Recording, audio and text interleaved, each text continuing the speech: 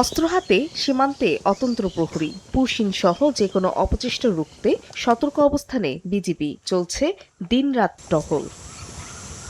বুধবার ভোরে বেনাপোলের সাদিপুর সীমান্তে বিজিবির তৎপরতায় পিছিয়ে যেতে বাধ্য হয় পুশিনের চেষ্টায় থাকা বিএসএফ এর সদস্যরা। শূন্যরেখা থেকে ১৫ জনের দলকেও সরিয়ে নেয় তারা। পরে বিজিবির পক্ষ থেকে ড্রোন উড়িয়েও তাদের উপস্থিতি দেখা যায়নি।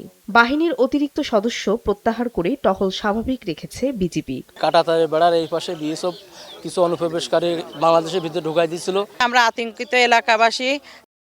তারা কিন্তু কখনোই সীমান্ত রেখা ক্রস করতে আমরা দেইনি। টহল যেরকম থাকার কথা ঠিক সেরকমই আছে।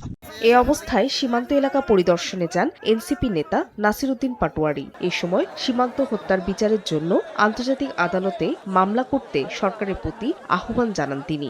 বিচার ছাড়াই যখন বাংলাদেশিদেরকে সীমান্তে ধরে ধরে হত্যা করেন, তাহলে সার্বভৌমত্ব বলে আছে যে কিছু, এটা বাংলাদেশের মানুষ আর আপনাদের ফাঁকা বুলি এখন আর বিশ্বাস করে না। সরকারকে বলবো আন্তর্জাতিক আদালতে যাওয়ার জন্য। এর আগে রোববার রাতে ভারতের হরিদাসপুর এলাকায় ৩টি ট্রাকে করে ১৫০ শতাধিক মানুষকে জড়ো করে বিএসএফ। এ সময় যশোর ৪৯ ব্যাটালিয়নের টহল দলের বিজেপি সদস্যরা তাদের আটকে দেয়।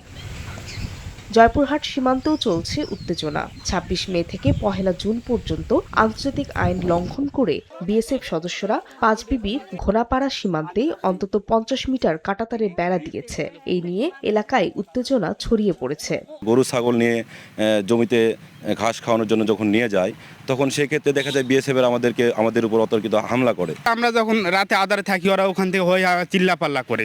এর একটা সমস্যার সমাধান চাই। এদিকে সাতক্ষীরায় বিএসএফ এর গুলিতে গুরুতর আহত হন কালীগঞ্জের শীতলপুর গ্রামের মহিউদ্দিন ও শাহিন। স্বজনরা জানান, প্রায় ১ বছর আগে ভারতে যান তারা। সেখানে তামিলনাড়ু রাজ্যে রাজমিস্ত্রির কাজ করছিলেন।